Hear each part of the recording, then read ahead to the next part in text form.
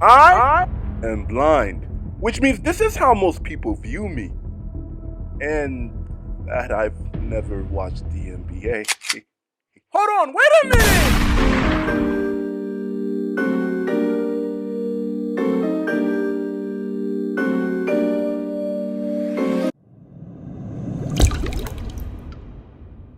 Yo, what's good, Tuber Hood? My name is Dez, and welcome to the Blindly channel.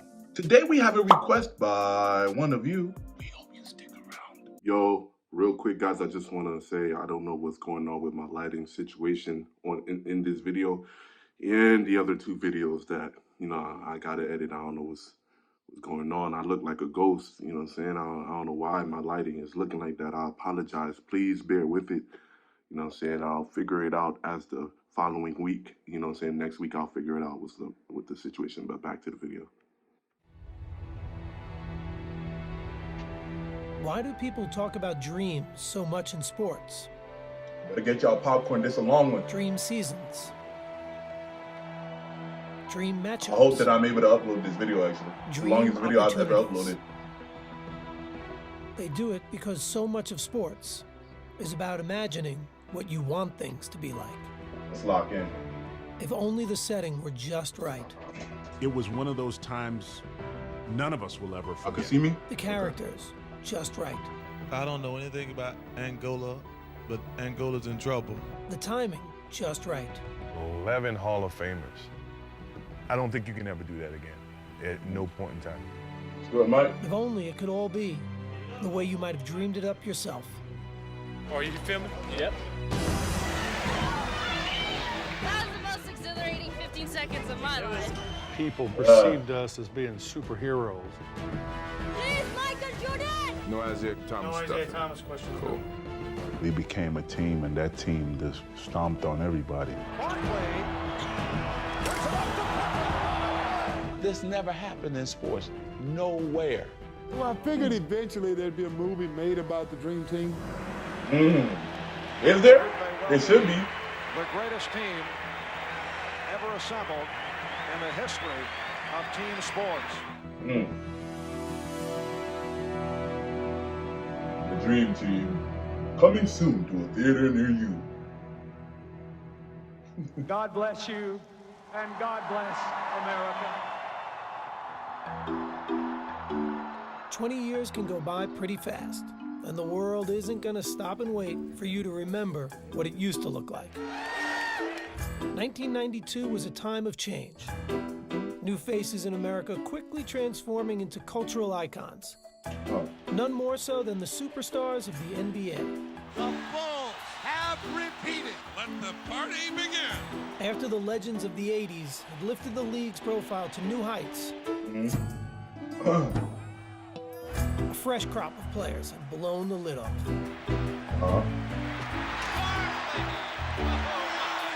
Here's Hewitt.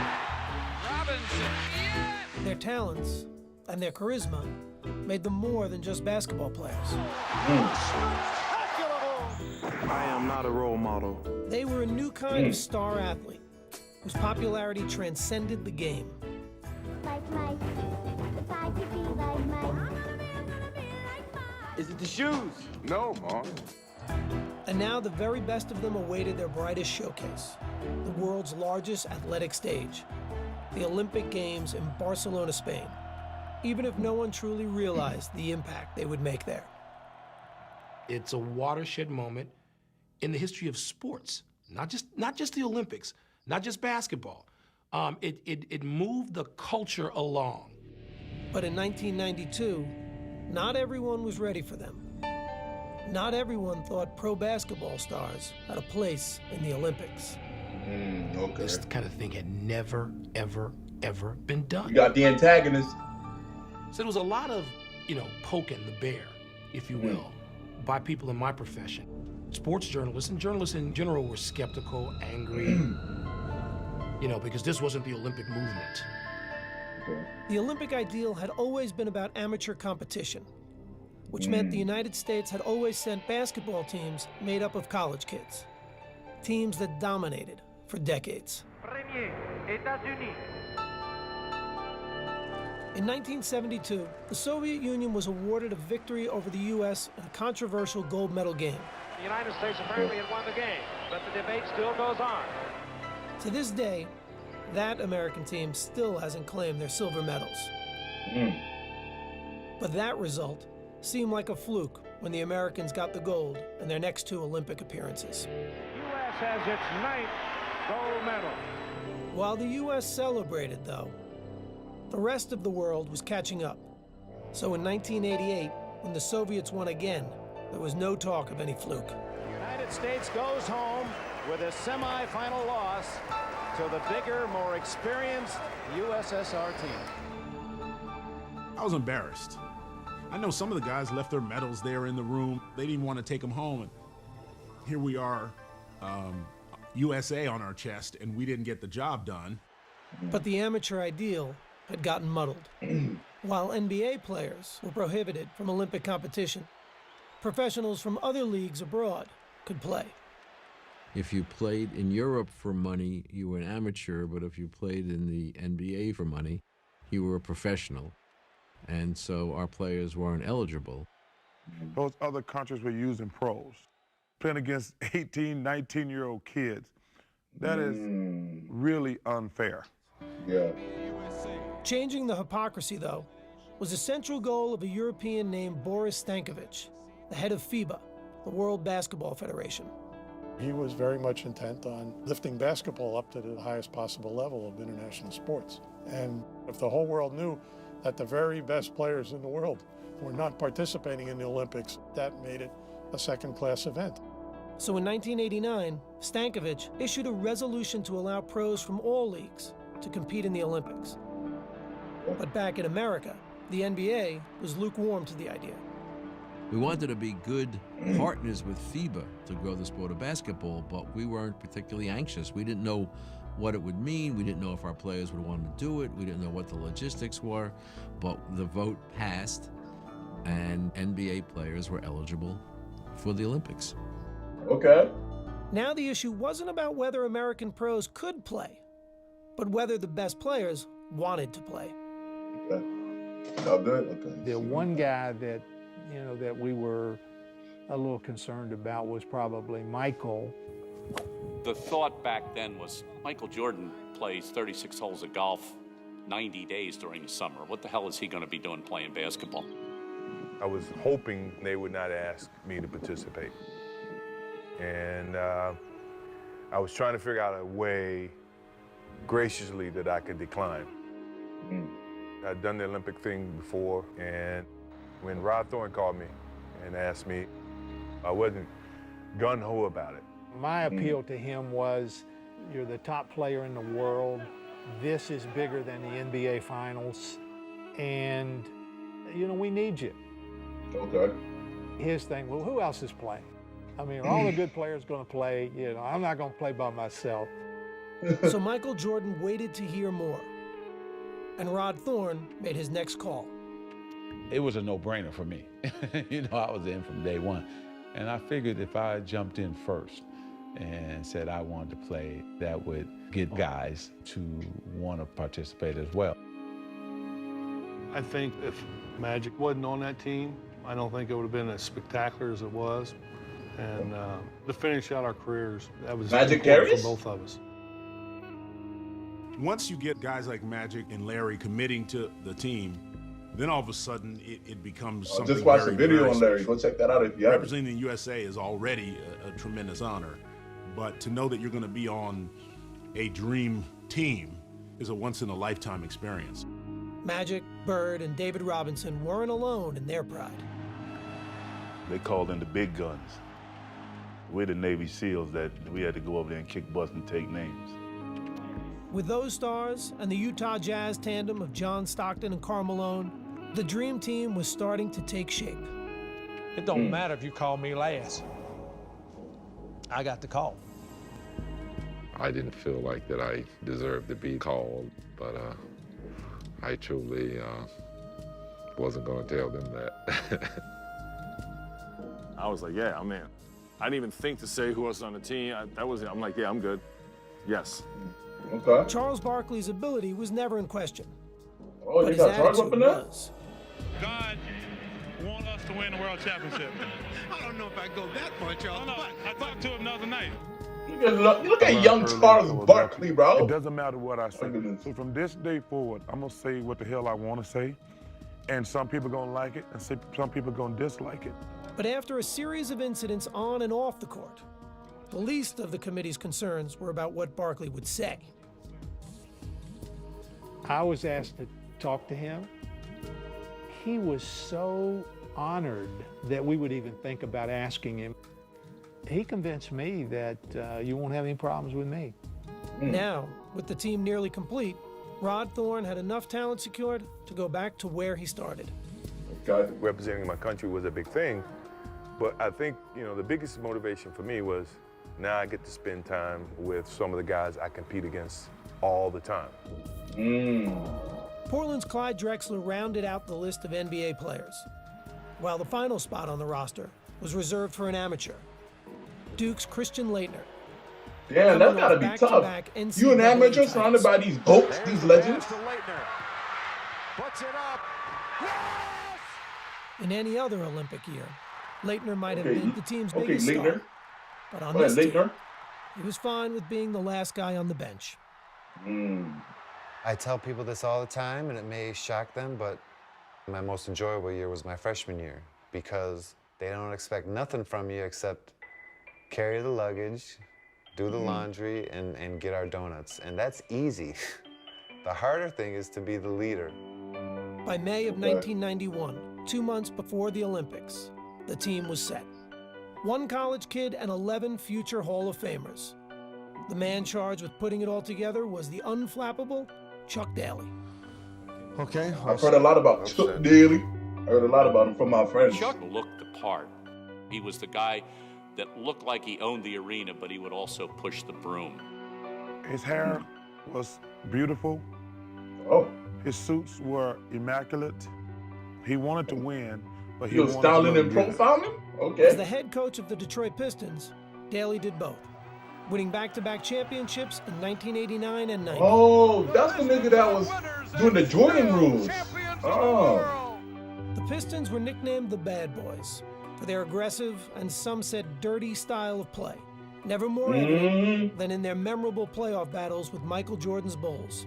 Michael on the move against Vinnie Johnson to the hoop. He is necktied. Michael Jordan goes down hard. Detroit and Chicago had no love for each other. So when Daly was named the Dream Team coach, many Yeah. wondered how he'd handle working with the Bulls. Now that's crazy. I was being asked to wrestle with some demons and some issues. But the coach was well acquainted with the task of managing personalities. He coached the bad boys. And if you can coach those, you can coach anybody. One player Daly wouldn't be coaching in the Olympics, however, was his own star in Detroit, point guard Isaiah Thomas, who controversially had been left off the team's roster. No matter how much people try to say now, I remember watching that, John, bro. It was a big deal. I talked they did not want that man on the team. About the aspect he wasn't on the team, and he was not comfortable with it. I'm sure he is very hurt. He's a very deserving player, but he was not selected. Thomas was well on his way to a Hall of Fame career, but was also seen by many as the biggest cultivator of the Bad Boys image in Detroit. Isaiah was the general. He was the guy that would yap at his teammates and say, knock them on the ass, do whatever you got to do. Beautiful backdoor pass from Pippen. We don't want to play like that on our team. Fuck you. I despised the way that he played the game. Did you want him on the Dream Team? No, I did not want him on the team. Did Mike? Damn. Did you want him on the team? Well, I can't speak for Michael, but I don't think he wanted him on the team. Now, there has been speculation that your icy relationship with Isaiah Thomas is the reason that he was not selected. Well, what is your reaction to that? That was one of the stipulations put to me prior to me even committing, that Isaiah wasn't a part of the team. I was getting strong innuendos that it wasn't just, it was coming from higher places that didn't want Isaiah Thomas on the team. Certainly things are being pointed at me because of our relationship and of course about the way that the end of the game between Detroit and Chicago ended. We were picking the group just after the Pistons Damn, had Isaiah, been you eliminated by the You're too Bulls. wild with it, man. And You it know what I'm was saying? You're not very bad tamed, timing. bro. You wilding out, my guy. Chill.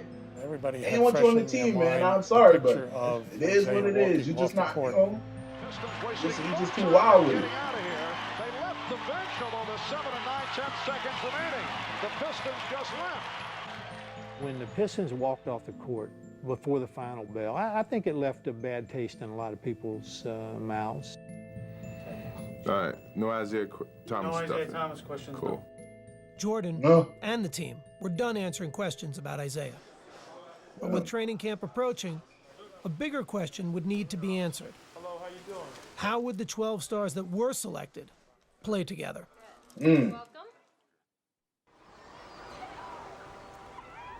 Training camp began on June 22nd, 1992, in La Jolla, California. I wasn't And when even the born gym yet. doors I opened, did not exist. no one was quite sure what to expect, especially the players themselves. Damn, I wasn't even There's a a lot thought. of egos in God one gym damn. and on one team. Everybody wanted Yo. their form to shine and showcase why they were a part of this team. With all these stars on the team, if it comes down to the last shot, who's gonna take the shot? Me. Everybody in the world has an ego. The only difference between us, we have a reason to have an ego. Every one of us felt like we was the everybody.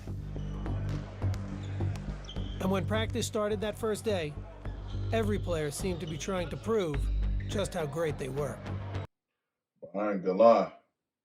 I can't be surrounded. I couldn't be on this team. Like, if I was great, you know what I'm saying? If I was a GOAT at basketball, you know what I'm saying? I'm surrounded by other egos, yeah, it would have been a problem, bro. I know it. It would have been a problem. I already know how the type of way I am, bro. It would have been an issue, bro. Damn. All right, let me unpause. This video long as shit. It was a very competitive practice. And I'm thinking, aren't we all on the same team? Patrick go, I don't want to play with David, I want to play against him. Then you hear Michael say, I don't want to be on Magic's team, I want to play against him. Every evaluation of Michael Jordan at that time was, he's good, but he's never Magic Johnson. In my competitive nature, I wanted to use every little bit that I could gather so that I can gain an advantage. Karl Malone, he's the only guy I would even compare to myself at the power forward position. So I want to prove that I was the best power forward in the world. Charles. Yeah, he's a great talent. Do I think he's better than me? Hell no. So let's do this. By the time this over with, you're gonna be thinking I'm damn good too. Okay. First practice. Barkley drives baseline, and Karl Malone jumps up like this. Barkley just dunked on him so hard. It Damn. was just an unbelievable play. I felt like, man, I cannot believe that I'm part of this practice. Now it's A just few practice. days later, the team had a chance to acclimate themselves to playing on the same side. Chuck Daly had scheduled a scrimmage against a select group of college players, a group thrilled to be facing off against their idols. I found out today I might be picking up Magic a little bit full court. So, you know, fodder? things are just happening for me. Fodder It characters? really makes me happy. My whole thought process was don't embarrass yourself. And that was like the theme for me, like just hang in there. A lot of those people that I've looked up to, Barkley, Malone, a lot of those people talk confidence, and I think it's going to be a good matchup, you know. There's no advantage on either side. For the college players, it was a chance to see how they'd match up against the world's best. No. For Coach Daly, it was an opportunity to get his stars to just grow into a bro, single it was a unit. mismatch. That's I what it think we're was. somewhere between the mentality of an all-star game and trying to come together as a team. So we've got They to were continually there work on to this. be thoughter. That's Daly why had they were been there hired for. for his ability They to were there manage to be calm. personalities and egos. They were And there when the scrimmage to be began, training it became dummies. That's apparent why that they his there. players had left one of their biggest weapons, My goodness. those egos, somewhere else. The non-fan would think, well, they're going to go in there and they're each going to want their own ball, and Jordan's going to be hogging the ball, and Magic's going to be dribbling all over the place. Point of fact, it was the exact opposite. They overpassed. It was like, I don't want to start it off. You do it. And before you realize it, the select team was beating us by 10. What? We didn't know how to play with each other. I'm shook. We didn't want to step on anybody's toes or hurt any egos. So these young kids, they were killing us. We were not into it, and we paid for it. Seems like I was wrong about them being fathers. Chris Webber was a man. I thought, boy, that's the guys coming this league, I could get out of here. Bobby Hurley was dominant.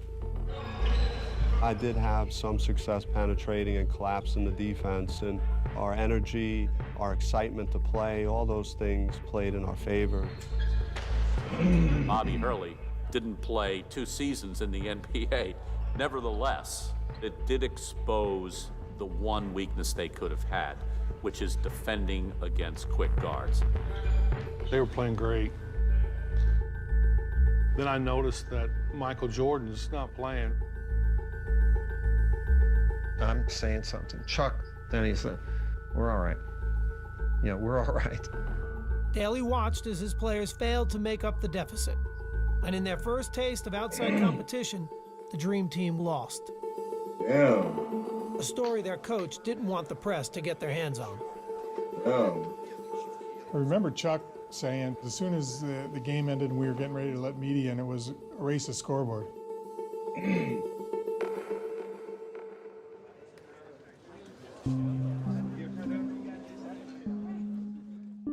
Media comes in, scores, if not hundreds.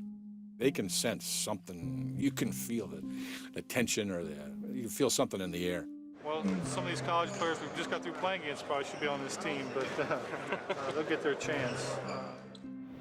The teams posed for a picture together, both not sure what to make of what had just happened. But the man in charge may have had the answer. He threw the game. You know, Chuck threw the game. If you look how much Jordan played and how he subbed guys in, not picking up, not making any adjustments, he knew what he was doing. It was legit. Devious movement. It felt tremendous. You know, what we were doing that day, you know, they It was a lesson. stop it. Was he teaching them a lesson? There are kids who believe in Santa Claus too, and the Easter Bunny, and now that they've grown up, I hate to burst their bubble, but it was a game thrown. Not many people would have done it, and he did it. It was gratifying to Chuck for us to get our butts beat like that, because now we had to listen to him. From then on, He's smart. he had a way of just saying, you know, you could lose. He's smart. After fixing his collars and his hair, his speech was, anybody can get beat, so you gotta be ready to play. And I think that's the only speech he ever gave us. The message got across. I mean, you know, Chuck couldn't have been happier, I'm sure. It was brilliant on Chuck's part to be able to orchestrate that and play along like he didn't. Why didn't he tell you guys? We probably would have screwed it up. The next day, training camp ended with a rematch against the college kids. And once play started, everything made sense again. The tables were turned drastically. We showed them why we are who we are. We pretty much beat them by 100. Damn. They couldn't score. And by the way, Jordan played a lot more that next scrimmage.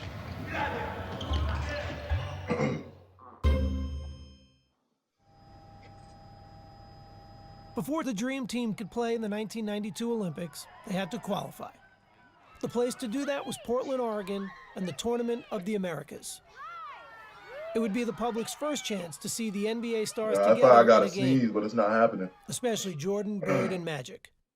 Daly had asked all three to be team captains, but Jordan had turned him down. I knew how much it meant to both of those guys because they never had the opportunity to play on the Olympics. So I said, you know what, Chuck, don't worry about me. You know, let these old dogs do it.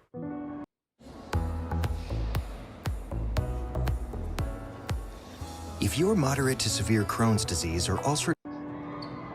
Magic and Bird weren't just the team's oldest players. They were also the most revered. They had entered the league together in 1979, embarking on a rivalry that had redefined the NBA. And along the way, their personal admiration for one another had grown. Magic's just a great basketball player. He's the best I've ever seen, you know. Unbelievable. I don't know what to say. Respect. In 1992, they'd be getting the chance to share the ball. But the opportunity would be coming at the end of their careers. Bird had given his soul to the game. But after so many years, his body was betraying him. Had back problems. It just get to the point where you just couldn't play. I mean, you couldn't think, couldn't move, couldn't run. You know, if you can't feel your feet, it's hard to run. Larry was on the fence because of his back, so I said, man, LB, you gotta play, man. You gotta play. This is our last chance to be together. Magic would be able to convince his old friend to play. But at the start of the 1991-92 NBA season, he was forced to retire after learning he had the HIV virus. Damn, Doctors would eventually HIV? clear him to play in the Olympics, though that didn't stop fears from swirling. There's a lot of players that really didn't want him to play, didn't want to play with him or against him, because nobody knew what disease meant. You know, they say you get a little blood on you, you got HIV, or you breathe on you, you know. I never bought any of that, you know. You just keep going. And that's what Irving decided to do, just keep pushing, keep going. 6-5, three-pointer, yes, oh my! Magic had made a cameo in the 1992 All-Star Game and had focused his attention on the Olympics, hoping for an encore of a lifetime alongside his old rival. Our careers were really over, and it was something I thought needed to happen for both of us. Their debut would take place at Portland's Rose Garden, with their team needing to medal in the Tournament of the Americas to qualify for the Olympics. That seemed like a foregone conclusion to just about everyone, including their first opponents, who were completely in awe before the game even started. The Cuban team spontaneously drops to its knees as if 12 popes had come by on Easter Sunday. At that point, the idea that this is merely a basketball game has been ripped asunder. It was a surreal feeling. She's like, dude, we're here to kick y'all behind. And they want to take pictures with you. Then the game begins. Magic and Larry come out together, two guys that had saved the league. They wouldn't even be playing this game without those two. And Magic passed the ball. Larry makes the first basket. Banking in, goes to the fadeaway. I mean, you know, it just didn't get any better than that. The U.S. was off and running, and the result was a thing of beauty. Johnson leading the break, finds Robinson. And no one seemed more excited to be sharing the court than the co-captains. Bird for three. Come on now. Opening night was a smashing success, with the outcome never in doubt. Bullet from Magic. Come on now. And late in the game, fans in Portland decided they wanted a curtain call from a three-time MVP. The crowd start cheering, Larry, Larry, Larry. Come on now. Crowd reacts to the entrance of Larry. Damn, I wish I could. I wish I could witness this in real life. You know what I mean? That would have been crazy, bro. If I could see, in another universe, I got sight and I was there. I was breathing it. You know what I'm saying? You just knew that Larry Bird was not going to miss that shot. It was a virtually flawless performance. The final margin of victory was 77 points. And Magic and Bird had led the way. For Magic in particular, after a year out of the game, the victory had a special kind of meaning. Living with HIV, never even thinking that I would ever have a chance to play basketball again, and then basketball for the United States. It was therapy for me, and I needed that in the worst way. And then there was the matter of making sure Michael Jordan knew he was back as well. Yeah, you hear what the captain said? The captain said, sit down. Or this boat is gonna sink. That's right. Have a seat because you're going to fall and then that's going to happen. That's a seniority right there. I know it. With Magic and Michael, there was that little extra something there, you know, and something kind of to prove to each other.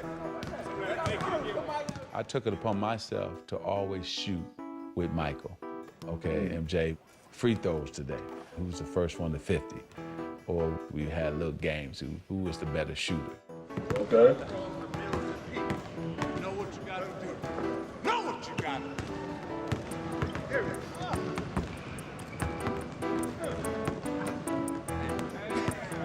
He didn't want to relinquish that control of the 80s, in a sense, even though we were going into the 90s. Don't touch the bone. One hand, don't touch it. Dang! Don't touch it.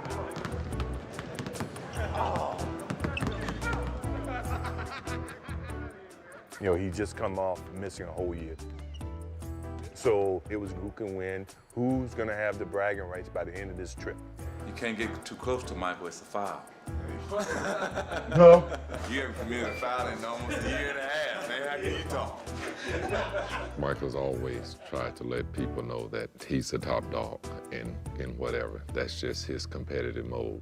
I'm the young guy with the elder statesman.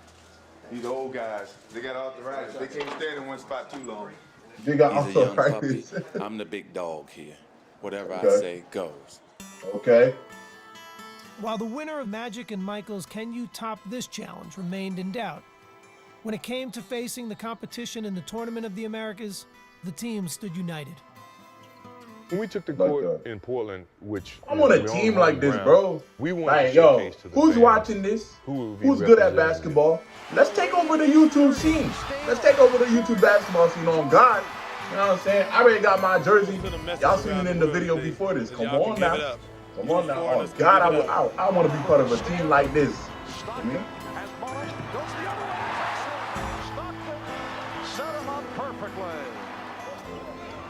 The Americans won their 6 games at the tournament by an average of 50 points. All right, Larry, your impressions of tonight's game?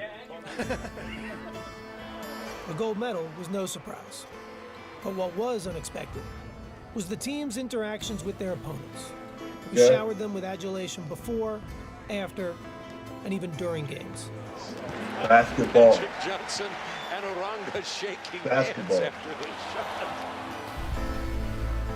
The Tournament of the Americas had served its purpose. The U.S. had qualified for the Barcelona Games and given the world its first glimpse of what was coming later that summer. I want to say this is just a small step to what our goal really is, to get to Barcelona, win the gold medal, and bring it back where it's supposed to be. Thank you. Okay. Talk your shit, man. On July 18th, 1992, with the Barcelona Olympics a week away, the U.S. men's basketball team headed overseas. Straight back into the left. Private room. Follow Irving. They would hold several days of practice in Monte Carlo and play one more tune-up before heading to the Olympics. The luxurious setting on the Mediterranean Sea was fitting for what already may have been the world's most famous team. Monte Carlo is one of those glamorous cities, and here we were with the most glamorous team ever. So it's kind of a rock star-ish kind of a thing. The players were relaxed and confident, and willing to admit there was more to the trip than just basketball. I don't worry about playing basketball. That comes natural. I just want to have fun. Okay. David Robinson, Patrick Ewing, Michael Jordan. This is like spring break in the ghetto. The opulent resort town was a playground waiting to be explored. Yo, that's And the players weren't shy about enjoying that trip themselves. sounds fun, bro. Are y'all filming me? I should have been born a goat. The scene in Monte Carlo was My great. goodness, in this era, I'm already a goat. Y'all just don't know it yet. But in that was era, down I on should the have been beach, born a just kinda goat. trying to enjoy some of the scenery. Look at this. We're paradise. I think every team in the NBA should train here, actually. They need to get a team here. Every day we got back to practice, we made a beeline to the swimming pool because all those girls were laying out topless. I want to get in that pool so much. in the next 2 days. I don't think I'm on the swimming team in Barcelona. We're all out there with our significant others, and all these women walking around topless coming, can I have an autograph? So I signed it, and Michael pops me and tells me, see, usually you tell everybody no, but because this lady coming over topless, you're gonna sign her autograph. My wife looking at me like. The best part about it was Patrick Ewing buying the beer at the pool. You know, $7 a beer, I never heard of that. Of course, Patrick didn't drink, he didn't know how much beer was. One thing you don't want to do is drink beer with Larry Bird. And Larry Bird drinks Budweiser, which Budweiser is the strongest beer in the world. Oh. And my head hurt for like 2 days. Yeah. They were used to being opponents, but Monte Carlo was proving to be the perfect place to find common ground. I got the coach, that means we get to go first. Michael Jordan enjoys his golf, as did Chuck Daly. I got the coach with me, man. I got carte blanche, you know what I mean? Michael and Chuck played almost every single day, if not every day. Come off the hill. That may be green, Chuck. Chuck was playing his practice schedule around our golf time. That, to me, was ideal. Play a little bit of basketball, play a little golf, and you're in Monte Carlo. Yeah, it bounced like a basketball. The relationship that a head coach has with his main guy is incredibly important. Chuck's ability to get Michael is amazing because think of how bitter enemies they had to be. Chuck devised the defense that drove the Jordan out of his rule. mind. And yet, here they are playing golf Just together. chilling. Jordan could really have unbelievably bad feelings towards Chuck. Chuck understood that, and he embraced them. Chuck, yeah. I mean, I gotta give you that. I mean, I gotta give you We shoot 72. I watched that. That was a bonding thing for me and Chuck. Always been a thing that I treasure just as much as being a part of the team. For Jordan, golf was only one part of the whirlwind schedule, which his teammates were discovering was just the way he liked it. What are you doing today, Amstrad? What you gonna do? You wanna sleep? I remember thinking that. Does this guy ever sleep? Golf. 36 holes. I'm playing it tomorrow, too. He would do more things and be ready to practice and play as much as anybody. This is the sneeze I was talking about, like. The thing that I remember the most was going out and playing golf with Michael Jordan before a game. And I This is thought, the sneeze I was talking about, like I'm gonna 30 be minutes ago. exhausted tonight. And Michael just had ridiculous energy and was phenomenal. I felt like I was running in quicksand a little bit. And so, you know, it gave me a whole nother level of respect for kind of the freak of nature that he really is. We played cards in Magic's room till 5 o'clock in the morning pretty much every night. It was so much fun. Right, homie? Yeah, I'm tired. No. He's like a bionic guy, or he'd play cards, play golf, play basketball. Jordan. Yeah, that nigga don't I sleep. don't know when he ever slept. Finally, after a That ball beer? game, he What was y'all know just about- lying down. What y'all know about Looked that, like bro? something. Y'all don't know I nothing think about that's the One Piece, first bro. time Get out he's of here, gone bro. to Y'all know sleep. nothing about that, bro. On the whole trip.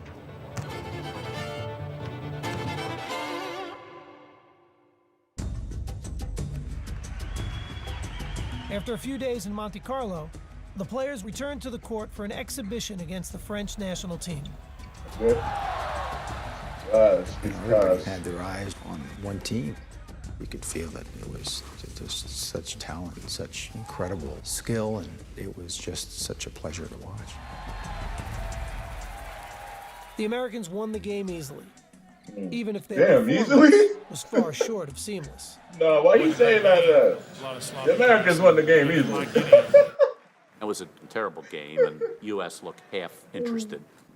And so Chuck kind of the next morning in Monte Carlo, even though everybody was a little hungover and tired, had to really kick their butt. Chuck says, okay, this is what's gonna happen. We're gonna play it like a real game. We're gonna play 4 quarters. We had me, Scotty, Mullins, Bird, and Patrick. And Magic had his 5. We weren't gonna change that team at no point in time. You got your 5, I got my 5. We gave them the college guy. You can have Christian Laettner. We don't want him. You can have him. Damn. He's just over there waiting to tag in. But it was about pride. And the college kid couldn't help either one of the teams. Michael Jordan called Clyde out and went at him. Tell him, this is what I'm gonna do to you. Fall away jumper, good. What did I tell you? So I said, no, Clyde, you better get him back. You better get him back. Charles Barkley said, I want to take Karl Malone now. So Charles gets it, fall away jumper, good. I said, Karl, you got to get him back. You better go down there and get him back. Karl went right at him, jump shot. You ain't nothing, Barkley.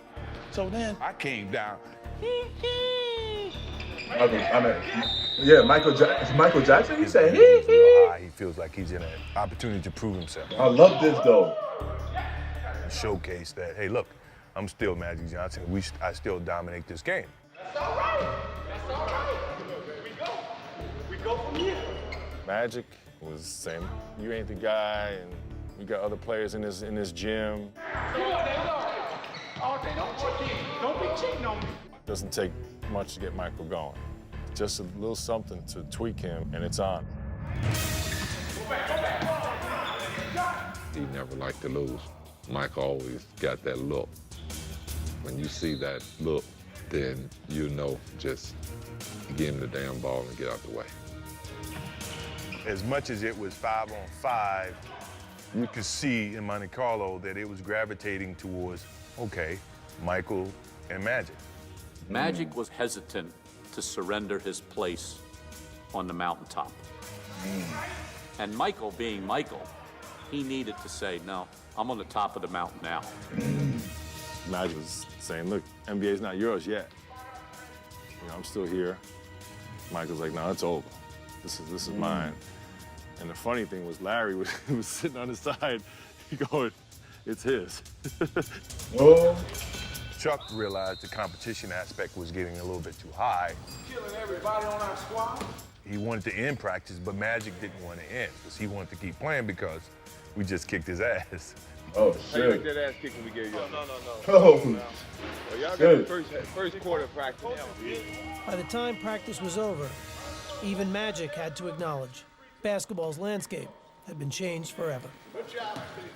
Larry and I were talking, and Michael walks in, and he says, "There's a new sheriff in town." Damn. And we both hit each other like, well, he's not lying. Monte Carlo was kind of a turning point. Walls started to come down from, you know, when you're playing against each other, you have these rivalries. These are my teammates now. They're guys that, you know, that I'm looking towards for support. It seemed like we became more friends than anything else. Okay. The players were off to Barcelona, headed to the Olympics, unmistakably Let's get to it. as a team.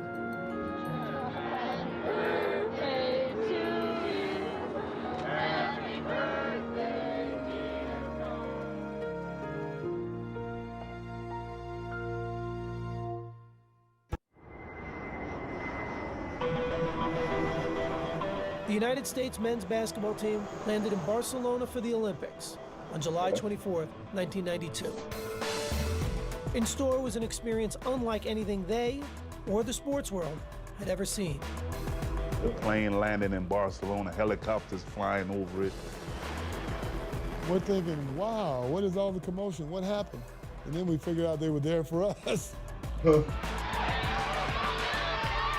Damn. That was the first time that we realized how popular and how enormous this thing was. I was like, guys, if we lose, it's gonna be like the biggest that's in sports that's history. not an option. You know what I'm saying? Barkley That's was not an right. option. There was no margin for error, a reality the rest of the team openly accepted in their first press conference in Spain. I know I'm really afraid to fail because I can't go back home if we don't win the gold. Even though I'm from a little small place in Summerfield, those 250 people there said, I can't come back.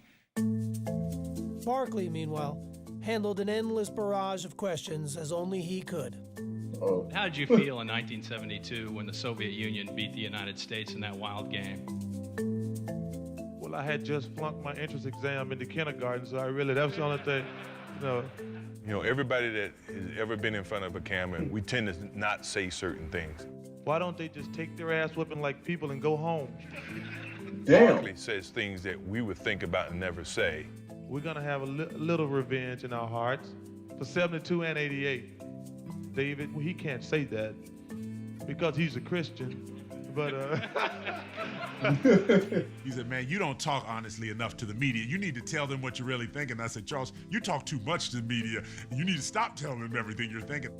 And when Charles was asked about the team's first opponent, his prediction was as honest as ever. I don't know anything about Angola, but Angola's in trouble, I think. Just moments ago, the Dream Team. I think Charles is an interesting person. I'm just watching it and I'm like, yo, what is he, bro? I can remember the first game. Why does he exist? Came out of the locker room and Interesting stepped on specimen. the court. And I finally said to myself, At least young Charles. I can't believe I don't know much about announcer or whatever he does on TNT. We were Charles in now. serious Olympic mode. Oh, is that? This actually may be the biggest mismatch of the entire Olympics. Barkley off a beautiful feed from Mullen, and he drew the foul. And they draw. Hold on. And they draw the foul. And they draw the foul. Oh, I want me to continue this long ass video? My fault. I'll continue it. U.S. with a 46-1 run. 46-1. It was just a tremendous atmosphere because there was an appreciation for how great the U.S. players were. After the first half, Barkley's pregame prediction appeared dead on. But in the second, Charles found some trouble. The players in Angola, who play against Charles Barkley, they told us there's no a kid, a fat boy, is many aggressive in the paint. Rebound Barkley.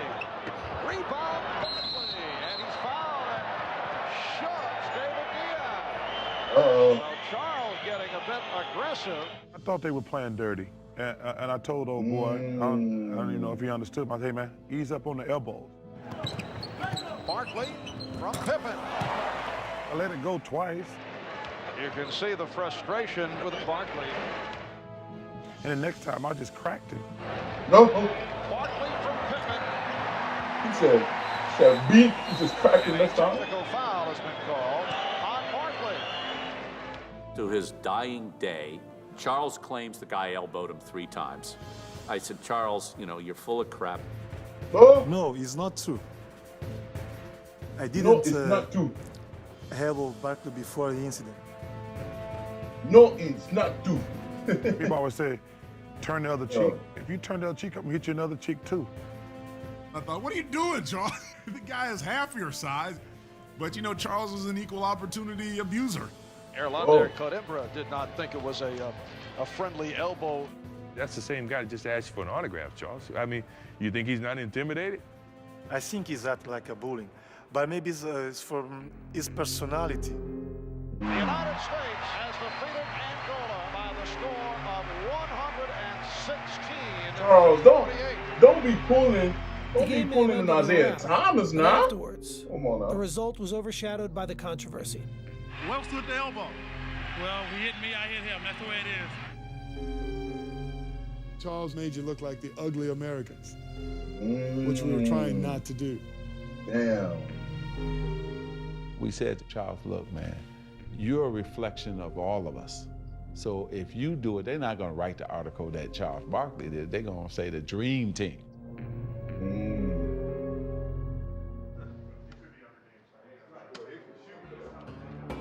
Barkley had stained a dream debut for the Americans. Yeah, but in their next game against Croatia, Scottie Pippen and Michael Jordan grabbed the spotlight, with the focus on their matchup with one of Europe's best players, Toni Kukoc. Major storyline that carries into this game involves Toni Kukoc, Okay, Toni Kukoc. second-round pick of the Show Chicago Bulls. us what you got, Toni Kukoc. Come on now. Made a strong push to sign him last season. At that time, general managers in the league were trying to come up with gems, make their discoveries overseas. And Krause thought this guy could play in the NBA. Toni Kukoc. While That's what you Jordan got, and Tony Pippen Kukoc. had been winning back-to-back titles, Chicago GM Jerry Krause had been publicly wooing Kukoc to join the Bulls. Krause was recruiting this guy and talking how great he was. You know, that's like a father who has all his kids and now Where he you at sees now, a kid Tony that he Kukoc? loves more than he loves his own. So we were not playing against Tony Kukoc. We were playing against Jerry Krause in a Croatian uniform. But unfortunately for the real Tony Kukoc, he was now the target of the world's two best defensive players. They was debating who was going to guard him. No, I got it. I got it. Oh, okay. It was, I'm looking at Michael and Scotty. That's some anime and bullshit. they're ready for like blood. Like, man. We knew the world was going to be watching. We knew everyone wanted to see what Tony Kukoc was like, and we were going to give him the worst experience he ever had on the basketball court. Pippen drew the initial assignment of shadowing Kukoc and harassed the Croatian from the opening whistle. He on that. That nigga there. I like, yo, oh my God, that was, he was on Tony that. definitely He was on that. and he wasn't going to score. I'm here. I'm here. In your face. In your face. All along. We wanted to go guard him on the bench. Kukoc is called for the offensive foul, and the pressure Oh, continues. damn, bro. And after This is Pippen not it for you, goes down, Kukoc. it was Not gonna lie. Jordan's turn. Not it for you. Oh, fuck. What Jordan about to do? Stolen by Jordan. He reads it better than anyone. Slammed up. Damn. Them dudes were all over him. They shut you down, bro. Rejecting Kukoc. Here's a 3-on-2. Pippen. Damn. I had questions from my teammates during the game, like, what is going on? What, do you not see that they're really trying to get you Oh, off that's the court? Kukoc. And I'm like, so what? I guess that's how NBA game is played. Pippen, Jordan, and the Americans cruised to another victory. This one by 38 points. But the domination had its detractors. This team of All-Stars is almost too good. Is it a positive or a negative? The question Don't was be now mad being that this asked, team is good like was that. the Dream Team too Come on great now. for its own good? Great. Ain't no such thing. Y'all just got to see out. Y'all just got to do better. Is almost too good. Some think that we should go back to the collegians. It's been too easy. I think then we ought to ban the African runners from the 10,000 meters because they make it What look you mean so by easy that? as well. This is about our best, and this is wonderful for the sport of basketball. What do you mean by Herman, that? there's been some comments that the Dream Team is getting all the attention, and there Y'all see seems his to be skin some color, resentment right? about it. Have you heard about it? And do you have Why any he feelings say about that it? phrase like that? Why he say it so Basically, you know, we haven't heard so about it. We're like, just you here know, to do our so job. easily off the The tongue? media may have been looking for signs of a backlash, but in Barcelona and in the world beyond, the embrace of the Dream Team was universal. You're gonna stand out and root against Picasso? I mean, seriously. They rooted for genius at work. I kept thinking that the attention would dissipate. They're going to play the first game. They're going to win by 60.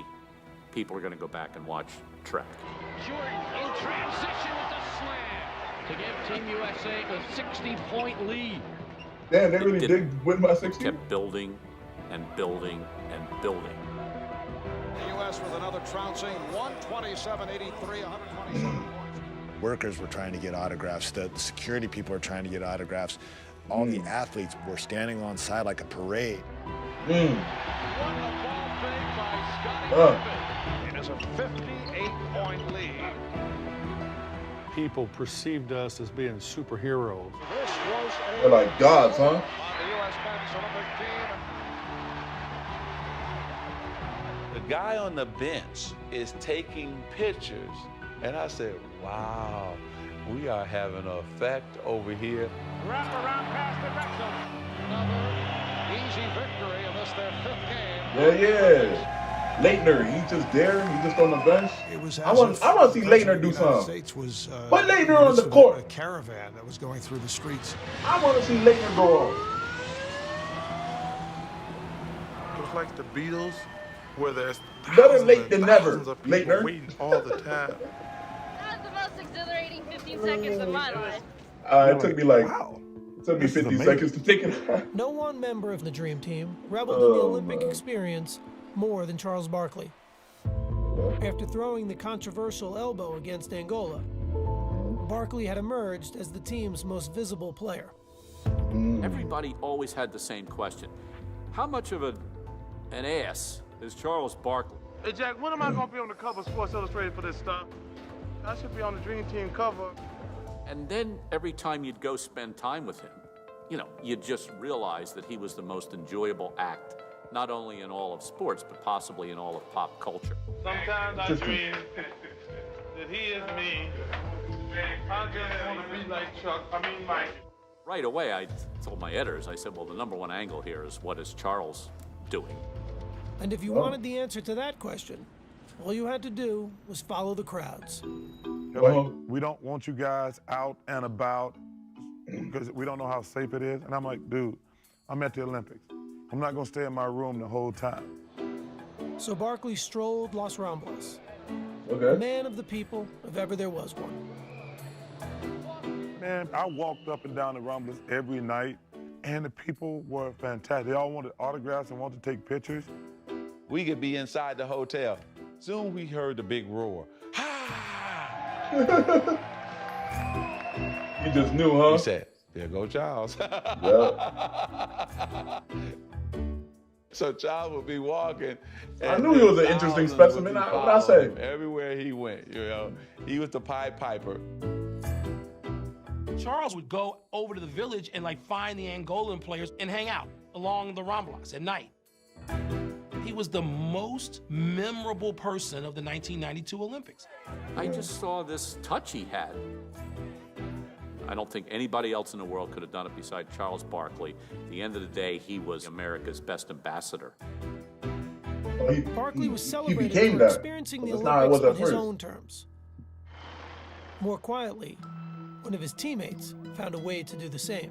We had the motorcycle escorts and we bust through traffic like Dick Tracy. But this one day we got stuck in traffic and we're just sitting there and sitting there and sitting there. Finally I said, that's it. Let's go. Anybody wants to go with me, I'm heading. He'd get off the bus and his family met him. He started walking right through the middle of everybody and nobody noticed him. I'm still on the bus, seeing him walk down the street, and I'm saying to myself, I would give anything to do what he just did. See, guys, this is called the rhombus. See all the footprints? All right. So Los Ramblas, it's like Times Square or something. There's just so many people walking. I'm 6'1", I'm about the average size of everybody else on that little walk. So I'm walking with my family and I have the camera and nobody's noticing. You think it's the sunglasses that's fooling them? Must be. Hi, you're from America? Yeah. Whereabouts? Whereabouts? Massachusetts. You been watching the Dream Team at all? Yeah, They're pretty good, aren't they? Yeah. No, that man undercover. No attention whatsoever. Finally, we ran across this lady who had the Dream Team and all the pictures on her T-shirt. Hi. Hi. Are you an American? But of course. You look wonderful. Why, thank you. She started speaking real excitedly about each of the players. And I said, have you had a chance to meet anyone? Why, thank you. That was a good impression. Did ya? He's a hell of a player. See, you got all the players right there on your shirt. Is Charles the only one you've ever seen? The only ones I've ever met. Hey, guys, do you know any of those guys on there? I think my oldest son, Houston, ruined the surprise. Oh. That's your dad? Too bad he's not here. You play on a I team? do, yeah. Who is that guy? I can't go anywhere without being bugged. Really not much different from Michael Jordan walking through here. No. For the players, surreal experiences had become the norm. But even more memorable were the unlikely friendships developing behind the curtain. It was a unique mix. You know, Larry Bird and Patrick Ewing became like best friends. I got a white guy from Indiana, and I got a brother from Jamaica. Patrick said I could pick his mind. It took me 3 minutes. Now he gets a chance to come back and start picking on mine. Took me one. We were probably the two of the most unlikely people you thought that would be friends. But if you look, not only Larry and I got to be great friends, but all of those guys got to be much better friends. That's what I like to see, man. You know what I'm saying? Like, enjoyed each other. We all enjoyed Martin Luther the King dreamed about this. Let me stop. sense Nah, of each I other like that, though. as men. Then, when we got to the court, it made it even better. The Dream Team's chemistry turned out to be the hallmark of their success, as the players closed in on what they came for. Okay. Their big margins of victory may have been a testament to their dominance, but numbers couldn't capture what made watching them so unforgettable. Guys played the best basketball you've ever seen in your life. It was literally like great poetry or great art. At times you feel you're watching a performance, a concert, rather than a basketball competition. This was fun. This was like, it's how basketball's supposed to be. And at the center of the fun was the team's biggest star, who had come to Barcelona at the peak of his powers and shown how much his popularity had exploded. I will say this one thing about Michael Jordan. I've been around other celebrities in my life. I've never seen people react like they do to him. People go crazy when they see him.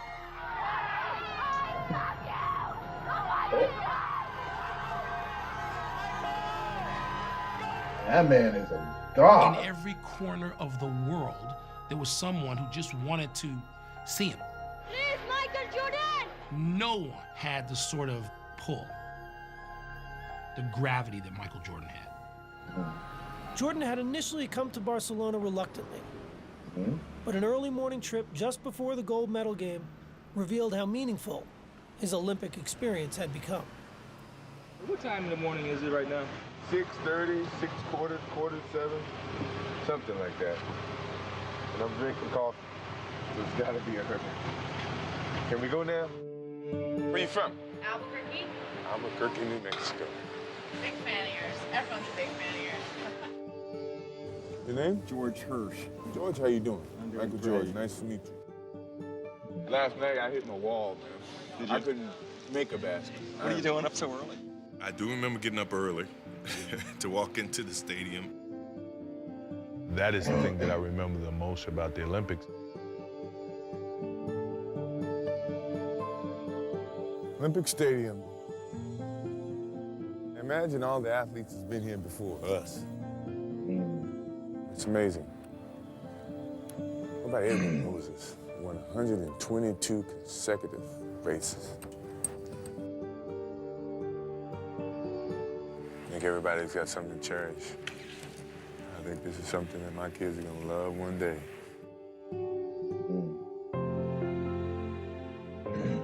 The Dream Team squared off against Croatia again in the gold medal game, offering the world one more lasting impression of their supremacy.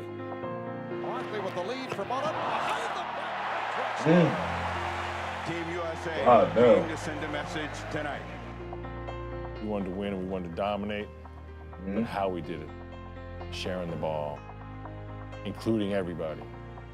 We did it as a true team. That's some great basketball. Oh my God. Croatia 117 to 85, and they have won the gold here in Barcelona.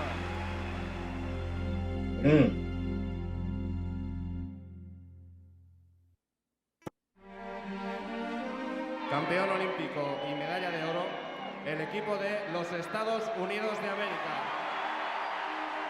There was never really any doubt the Dream Team would win gold in 1992. But as they walked back onto the court to get their medals, the moment still overwhelmed them. You saw a lot of cheers from players. It was a very proud moment for me because anytime you represent your country, you know, that's a prideful thing. I feel it.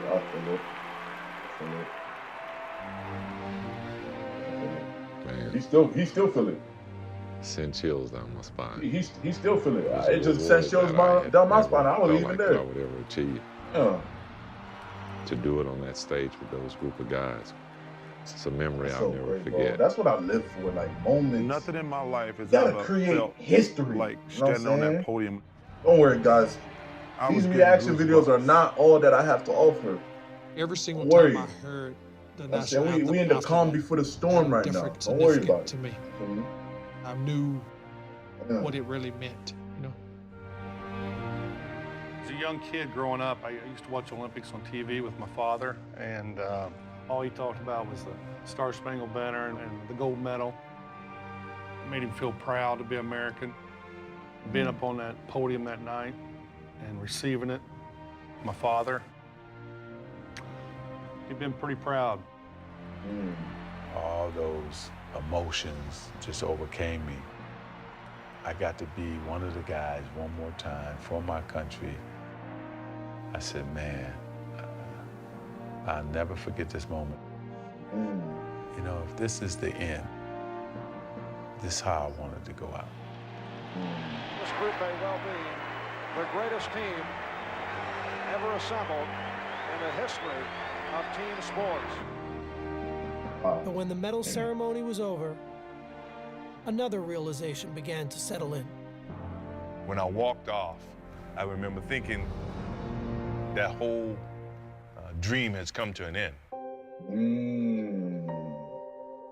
The next season, Can't dream forever. every Olympian except Magic Johnson and Larry Bird would return to the NBA. Michael Jordan and Scottie Pippen would win their third title against Charles Barkley and the Phoenix Suns. On the way to 6 championships overall, the last 3 with Tony Kukoc. Tony Kukoc made it. Eventually, other members of the team would also win titles.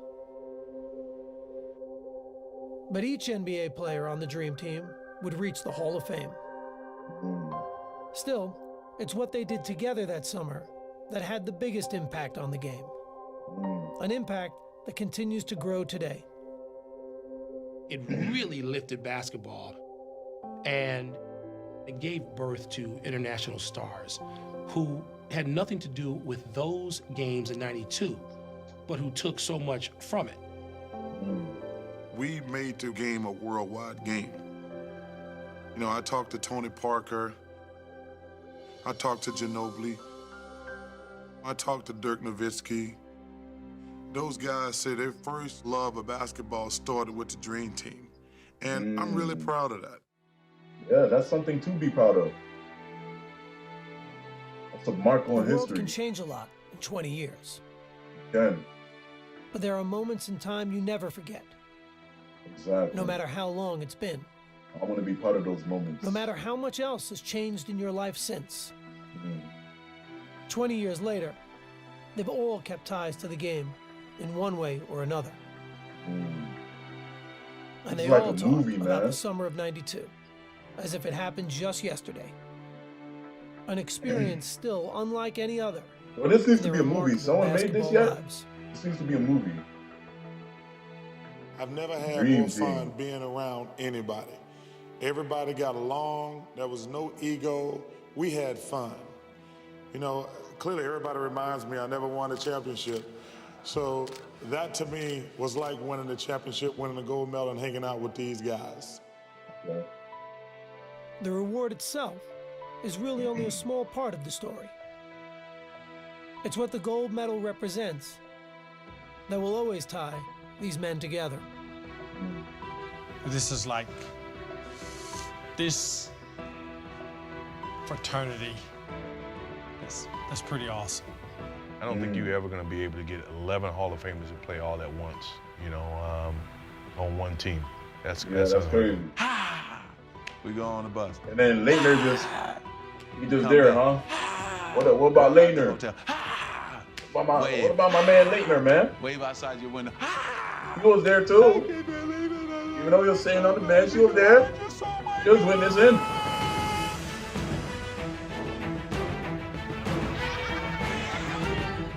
It changed sport as we know it. They showed the world how to play basketball. What other team can say that? I don't think we'll ever see anything like it again. Come on, something insult even greater needs to happen. To that team. What's the next major event? We'll never see a team What's this gonna great happen? again. What's the next mark in history?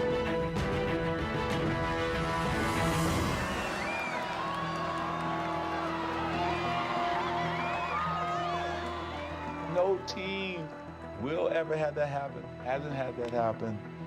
And that's the dream team. Hey, I know the guy who requested this thought that video might have bored me because how long it was. But no, that was an amazing video. It was really a movie for real, and I enjoyed every second of it. These videos really inspired me. I'm lost for words. Like, I almost feel a tear coming out of my eye the way that video impacted me.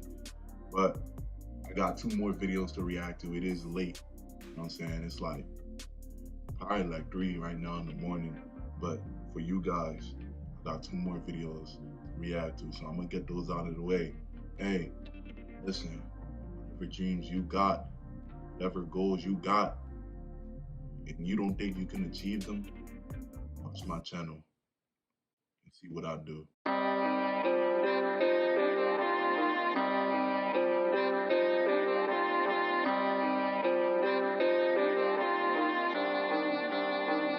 Shit. I'm the one calling the shots. I don't get stuck in the box. Feel like I've been through a lot, holding it down like it's tied to a rock. Everybody all talk, they ain't walking that walk. Learned it all on my own. Everything's self-taught. Headshot with the stainless. Blow their mind, now they brainless. Dreams of being on stages. Damn, the shit's outrageous. I can see all of the changes. Everything coming in phases. Last year I was nameless. This year I'm finna be